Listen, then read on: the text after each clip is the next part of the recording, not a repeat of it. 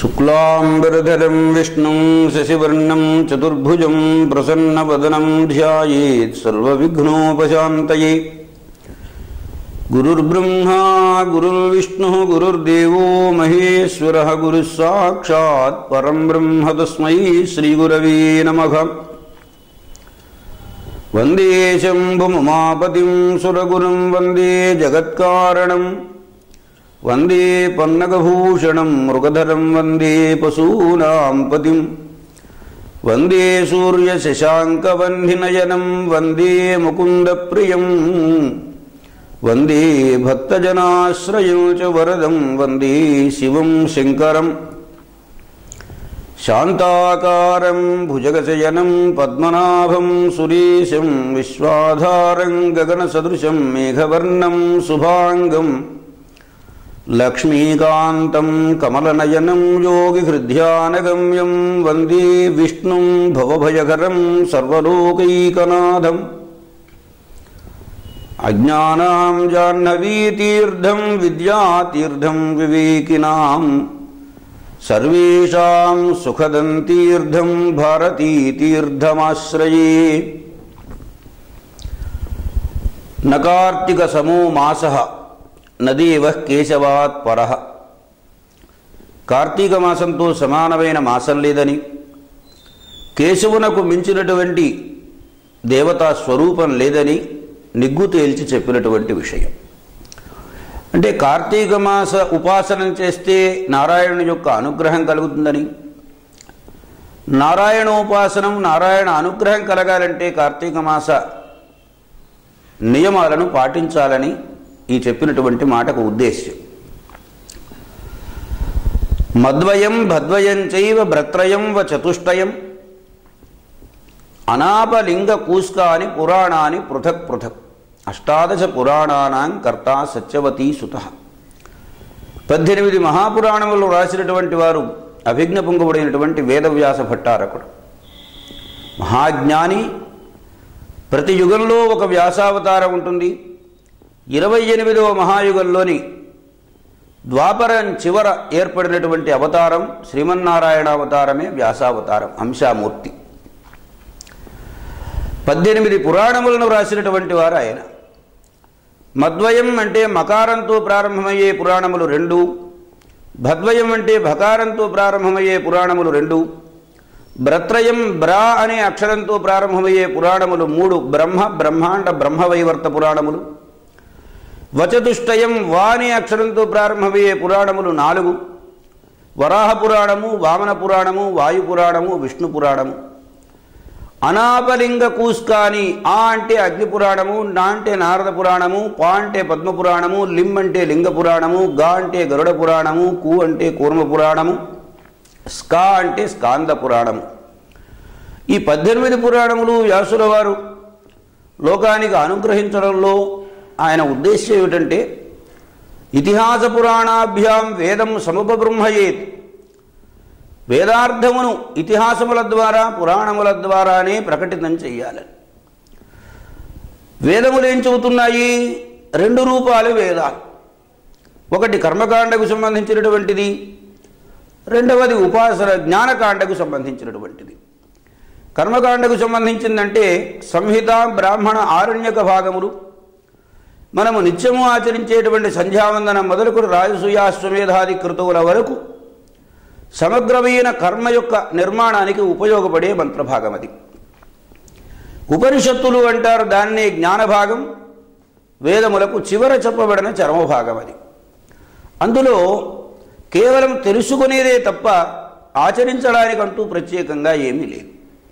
పరబ్రహ్మ వస్తువును నిరూపణం చేసి తెలియచెప్పేటువంటిది ఆ ఉపనిషద్ భాగం.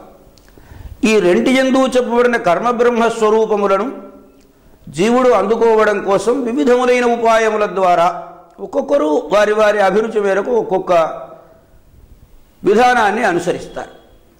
దీనికే ఉత్తమ, మధ్యమ, మంద అని అధికారి భేదం చెప్పారు. ఏమీ తెలియని సామాన్యుడు మొదలు అన్నీ తెలిసిన అసామాన్యుని వరకు, మహాజ్ఞాని వరకు ఉపయోగపడే విషయాలన్నీ ఈ పురాణముల యందు చర్చించబడ్డాయి. అలా చర్చించినటువంటి వాటిలో అనేకములైన తీర్థమహాత్మ్యములు, క్షేత్రమహాత్మ్యములు, కాలమాహాత్మ్యములు, ఇంకా ఇతరేతరములైన విషయాలు ఎన్నో చెప్పబడి ఉన్నాయి. ఇక్కడ ప్రత్యేకంగా వ్రతములకు సంబంధించిన విషయాలను ప్రస్తావన చేస్తూ ఆ వ్రత సంబంధమైన అంశాలను చెబుతున్నారు. వ్రతము అంటే నియమము అని అర్థం.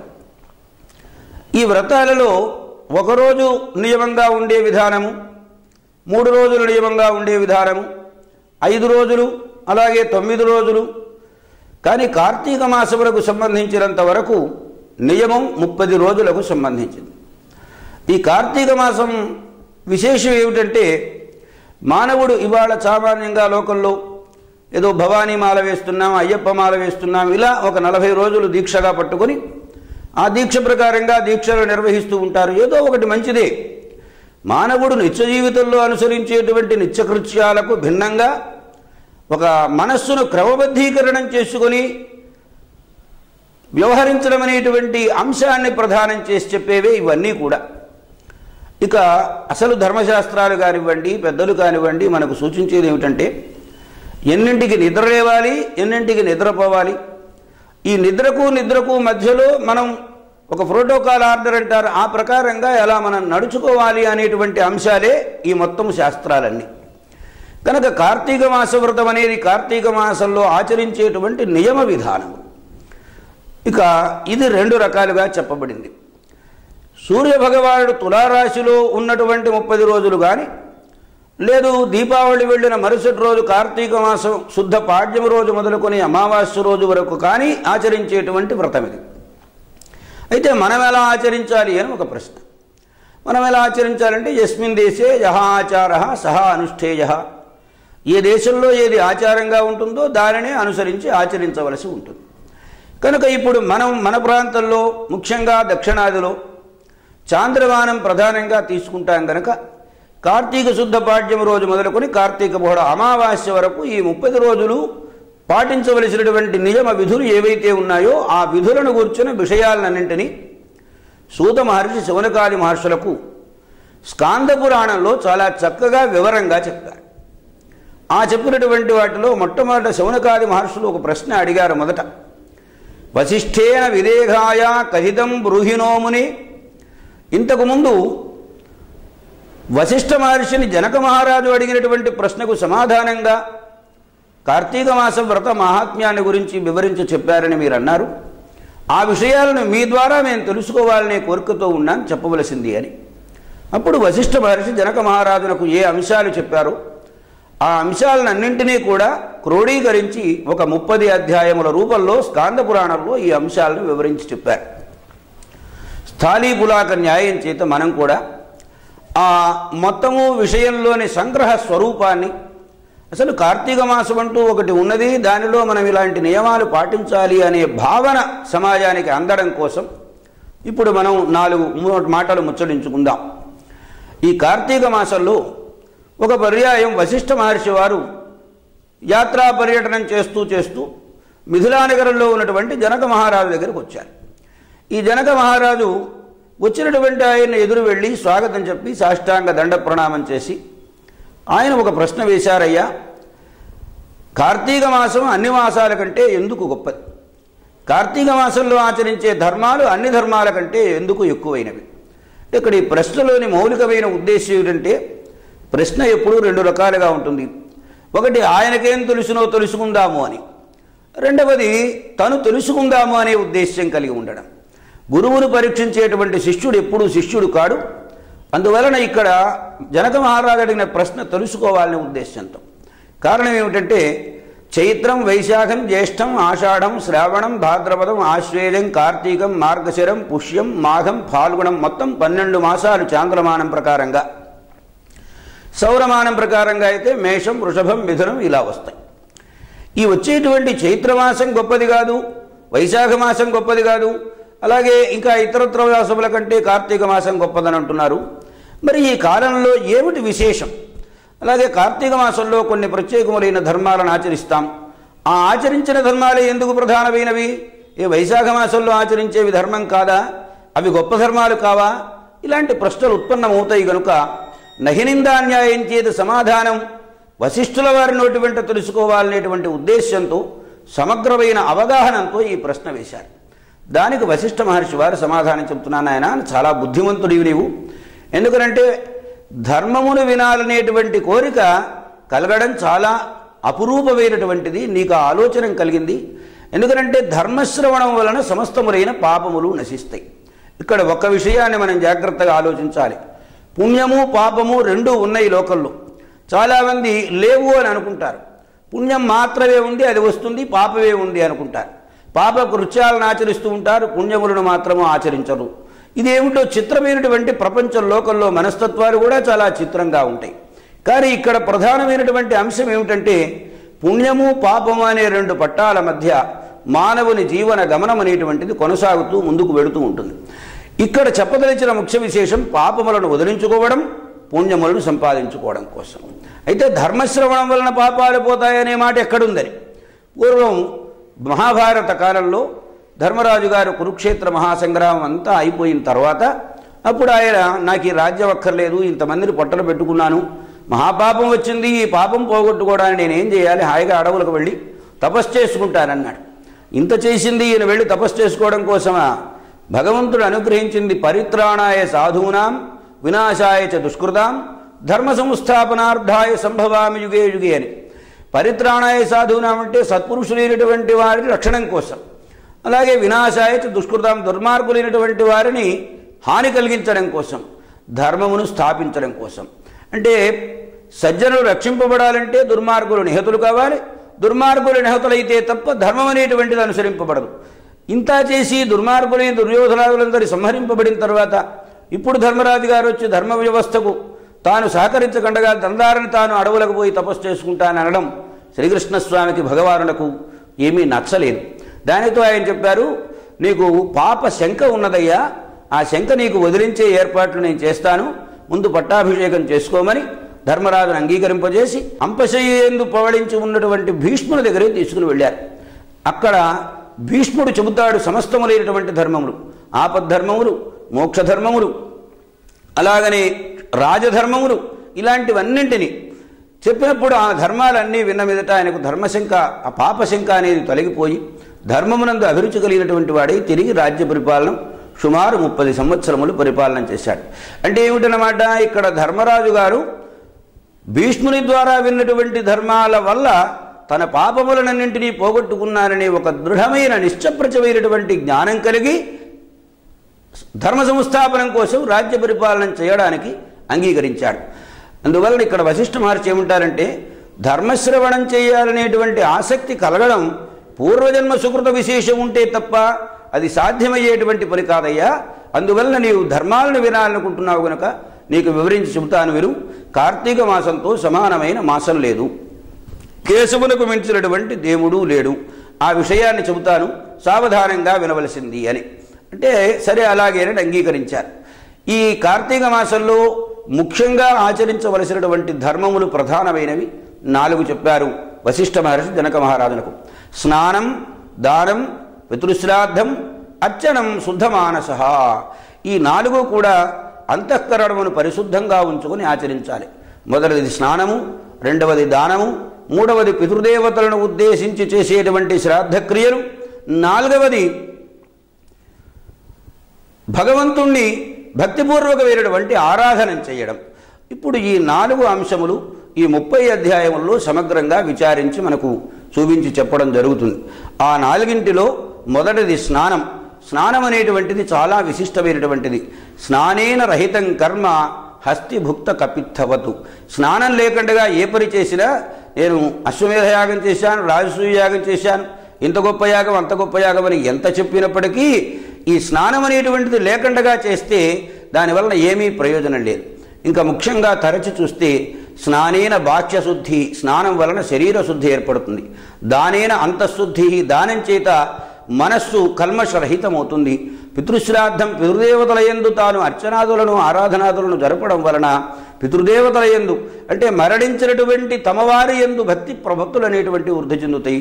భగవంతుడంటే సర్వవ్యాపక బ్రహ్మమూర్తి. ఇక్కడ కేశవ, శివ అనేటువంటి 2 రూపాలలో ఆరాధన చేయబడతారు.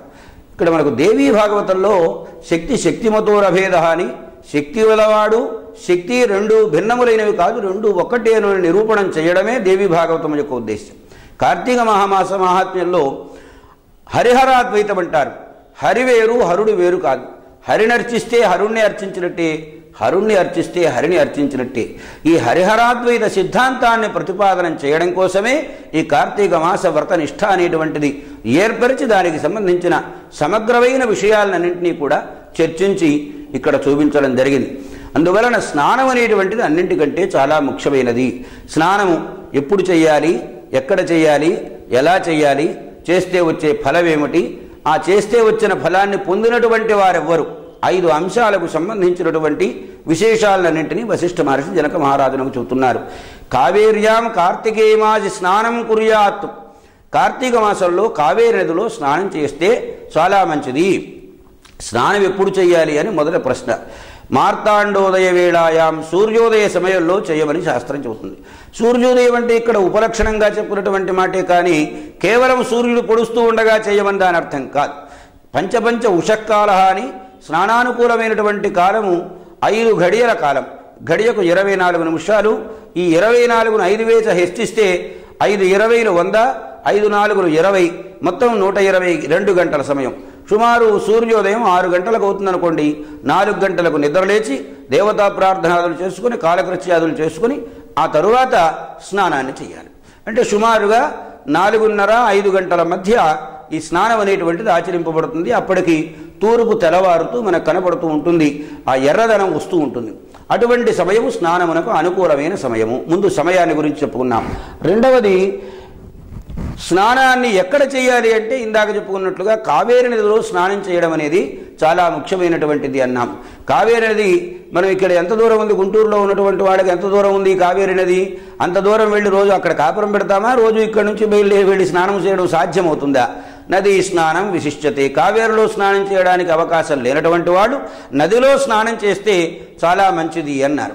నదీ స్నానం కూడా అవకాశం లేనటువంటి వాళ్ళు తటాక, కూప, కుల్యాసు. తటాకం అంటే చెరువు, కూపం అంటే బావి, కుల్యం అంటేనేమో దొరువులు కానీ ఇంకా ఇతరత్ర కాల్వలు కానీ ఇటువంటివన్నీ కూడా. అంటే వీలైనంత వరకు భూమిని అంటుకుని ఉన్నటువంటి ప్రవాహ జలంలోనే స్నానం ఆచరించాలి అనేది ఇక్కడ సిద్ధాంత స్వరూపం. ఇక్కడ ఇంకో విశేషం కూడా ఉంది. భూమిని అంటుకుని ఉన్నటువంటి దానిలో ఆరోగ్యం ఉంటుంది జల పదార్థమునకు. మీకు ఒక చిన్న ఉదాహరణ చెబుతాను. కార్తీక మాస స్నానం చేస్తున్నాం మనం, తెల్లవారుజామున స్నానం చేస్తాము. ఒక కార్తీక మాసం అనే కాదు, మామూలు రోజుల్లో కూడా స్నానానుకూలమైన స్నానము ఎప్పుడూ కూడా స్నానానుకూలమైనటువంటి జలం ఏది అంటే భూమిని తాకుతూ ఉన్నటువంటి జలమే. మనం నిల్వ చేసామనుకోండి, నిల్వ పదార్థం ఎప్పుడు గంట గడిచిన కొద్దీ అది పాచిపోతూ ఉంటుంది. సూర్యోదయానికి ముందు భూమిని తాకుతూ ఉన్నటువంటి నీళ్లను తాకి చూడండి, వెచ్చగా ఉంటాయి, గోరువెచ్చగా ఉంటాయి. అంటే కించిదుష్ణ స్నానం, కించిదుష్ణోదక స్నానం ఆయుర్వేదం చెబుతున్నది. అంటే కొంచెము వేడి కలిగినటువంటి నీటితో స్నానం చేయవలసింది. మరీ మరగ పోసుకున్నా శరీరానికి చర్మానికి ఇబ్బంది, మరీ చల్లటి నీళ్లు పోసుకున్నా శరీరానికి చర్మానికి ఇబ్బంది. అందుకని మన మహర్షులు వాళ్ళ అనుభవ జ్ఞానం చేత వాళ్ళు ఆచరించినటువంటి దానిని తమ తర్వాతి తరాల వారు కూడా ఆచరించాలని ఒక సాధు బుద్ధితో, అనుగ్రహ బుద్ధితో చెప్పినటువంటి మాటలు ఇవి. సూర్యోదయానికి ముందు భూమిని తాకుతూ ఉన్నటువంటి కాలువలో, చెరువులో, దొరువులో ఎక్కడ చూసినా నీళ్లు గోరువెచ్చదనం కలిగి ఉంటాయి. అదే సూర్యకిరణాలు పడినాయి అనుకోండి, అక్కడి నుంచి చల్లదనం ప్రారంభమవుతుంది. అదే మనం నిల్వ చేసిన పదార్థం ఉందనుకోండి, దీనికి పరస్పరం భిన్నంగా కనబడుతుంది. అందువలన నదీ స్నానం విశిష్యతే, తటాక, కూప, కుల్యాసు అని భిన్న విభిన్నములైనటువంటి భూగతములైన జలములయందు స్నానం ఆచరించాలి అనేది ప్రధానంగా చెప్పినటువంటి మాట.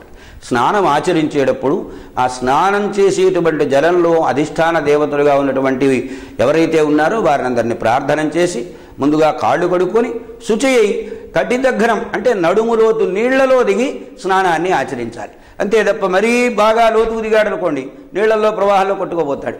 మరి మోకాళ్ళ లోతు బంటి అనుకోండి, పొరలాడు సారాల్సిందే తప్ప తల మునగడానికి అవకాశం లేదు. అందుకని స్నానానికి అనుకూలమైనది కటిదగ్గన స్నానం. సరిగా నాభి మునిగేటంత వరకు నీళ్లలో ఉండి స్నానాన్ని ఆచరించవలసింది. ప్రవాహ వేగాన్ని బట్టి కొంచెం ముందుకో వెనక్కో వచ్చి స్నానం చేయడం అనేటువంటిది సర్వులకు శ్రేయస్కరమైనటువంటిది. స్నానం ఆచరించిన తర్వాత అఘోర మంత్రములను చెప్పుకొని, పాప ప్రణాశకమైనటువంటి అఘవర్షణ మంత్రములను చెప్పుకొని, ప్రోక్షణం చేసుకొని, అక్కడి నుంచి వచ్చి ఒళ్ళంతా శుభ్రంగా తుడుచుకొని తమ తమ సంప్రదాయముల మేరకు, ఈ దేశంలో 3 రకాల సంప్రదాయాలు ఉన్నాయి: స్మార్త, వైష్ణవ, మాధ్వ సిద్ధాంతములని. మాధ్వులైనటువంటి వారేమో కస్తూరి తిలకాన్ని దిద్దుకుంటారు ముఖాన, అంటే ఎరుపు నలుపు రంగులలో ఉండేటువంటి బారు బొట్టు పెట్టుకోవడం. శ్రీ వైష్ణవులైతే తిరువణి తిరుచందనం పెట్టుకుంటారు, అంటే 2 తెల్లనామాలు మధ్యలో ఒక నామం. స్మార్తులైతే ఏం చేస్తారంటే విభూతి పుండ్రధారణం, ఊర్ధ్వ పుండ్రధారణంతో పాటు తిర్యక్ పుండ్రధారణం చేస్తారు, అంటే అడ్డంగా 3 రేఖలుగా పెట్టుకోవడం అనేటువంటిది. ఎవరెవరి సంప్రదాయం ఎలా ఉందో వారు ఆ సంప్రదాయం ప్రకారంగా తిలకధారణం చేసి శుభ్రములైనటువంటి పొడి వస్త్రాలను కట్టుకొని ప్రాతకాలంలో చేయవలసినటువంటి స్నాన సంధ్యావందనాది నిత్యకృత్యాలు తీర్చుకొని అక్కడి నుంచి బయలుదేరి ఇంటికి వచ్చినటువంటి వారై ఇంటి దగ్గర చేయవలసినటువంటి నిత్యకృత్యంలోని దేవతార్చనలు కానివ్వండి, మరొకటి కానివ్వండి, మరొకటి. ఇక్కడ ఒక చిన్న విశేషం చెప్పారు. స్వారామ ఉద్భవానిచ, తన తోటలో పూసినటువంటి పువ్వులను తీసుకుని వచ్చి స్వామివారికి అర్చన చేయమన్నారు. అంటే అందరూ తోటలు పెంచుకున్నారు. మామూలుగా ఏం జరుగుతుందంటే దొడ్లో 2, 3 పూల మొక్కలు పెట్టుకుంటారు. అంటే నీవు పూల మొక్కను పెంచుకొని నీవు నీళ్లు పోసి వాటికి పూసిన పూలను కోసుకొని భగవద్ధ్యానం చేస్తూ వాటిని అర్చన చేస్తే వచ్చేటువంటి ఫలం మార్కెట్లో ఏదో గులాబీ పూలు రకరకాల రంగురంగుల పూలు దొరుకుతాయి. ఆ పూలన్నీ కొనుక్కు రావచ్చు. మన జేబు నిండా డబ్బులున్నాయి, మార్కెట్ నిండా పూలున్నాయి, కొనుక్కొస్తే ఈ ప్రేమ భావం ఉండదు. దీన్ని మీకు బాగా తెలిసేందుకు ఒక చిన్న ఉదాహరణ చెబుతాను. మన మనస్సు ఎంత పనితనం చేస్తే మనకు వచ్చేటువంటి ఫలం కూడా దానికి అనుగుణంగా వస్తుంది. ఇక్కడ మనస్సు పనిచేయడం అంటే మీకు శ్రీమద్ రామాయణంలో ఒక చిన్న కథ అరణ్యకాండలో చెప్పినటువంటిది, అరణ్యకాండ చివరిలో ఉన్నటువంటిది. రామచంద్రమూర్తి శబరి దగ్గరకు వెళ్ళే కథ. మతంగాది మహర్షులందరూ తపస్సు చేసుకుంటూ ఉన్నారు. ఆ తపస్సు చేస్తున్నటువంటి సందర్భంలో వారు ఇక్కడి నుంచి వెళ్ళిపోయేటప్పుడు శబరి అనేటువంటి ఆమె సేవ చేస్తుంటే ఆమె సేవలు అందుకున్నారు. వాళ్ళ గుడ్డలు పిండడం, నీళ్లు ఆరేయడం, మళ్ళీ తీసుకొచ్చి వాళ్ళకి కావలసిన పూజా సామగ్రి అందించడం, ఇలా సేవ చేస్తున్నది. కొంతకాలం అయిన తర్వాత అమ్మా మేము వెళ్ళిపోతున్నాం అని వాళ్ళు వెళ్ళిపోతున్నారు. వెళ్ళిపోతుంటే స్వామి మీరు నా సంగతి ఏం చేశారన్నది. రోజువారీ దినబత్తం లేదు, కూలీ లేదు, టీఏలు లేవు, డిఏలు లేవు, ఏమీ లేవు ఆమెకు. కానీ ఆమె అన్నది ఒక్క మాట, మరి నన్నేం చేస్తారు, జీవితమంతా మీకు అంకితం చేసి మీ సేవ చేశాను, దీనికి ఫలం ఏమిటని. అంటే వాళ్ళు ఒక చిన్న మాట చెప్పారు.